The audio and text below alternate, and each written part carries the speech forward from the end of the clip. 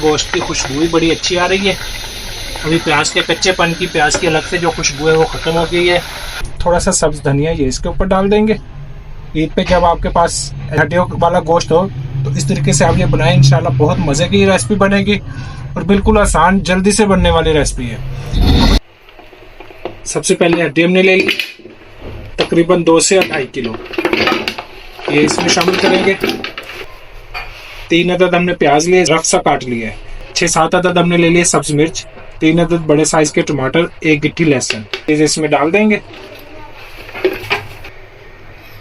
1.5 खाने का चम्मच लहसुन पेस्ट ये डाल देंगे। इसमें मसाले ले लेते हैं, 2 खाने के चम्मच नमक जायके के मुताबिक भी, 1 खाने का चम्मच हल्दी पाउडर, 2 खाने के चम्मच धनिया पाउडर, आधा खाने का चम्मच काली मिर्च पाउडर, 2 खाने के चम्मच सुर्ख मिर्च पाउडर ये इसमें डाल देंगे।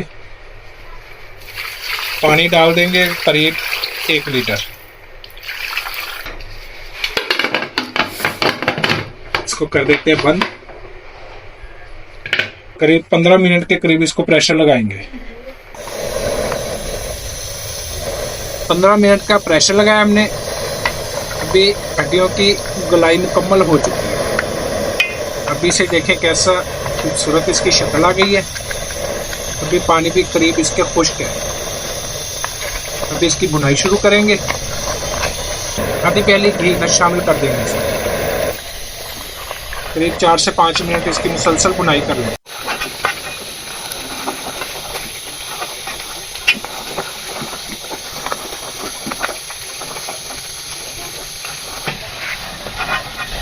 करीब 5 मिनट हमने भुनाई की है हड्डियों की।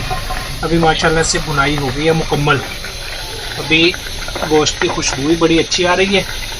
अभी प्याज के कच्चेपन की, प्याज की अलग से जो खुशबू है वो ख़त्म हो गई है।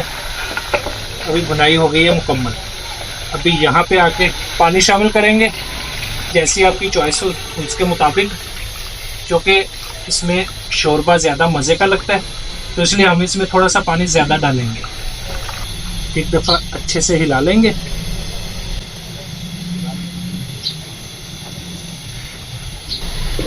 पानी डालने के बाद इसको कवर कर देंगे।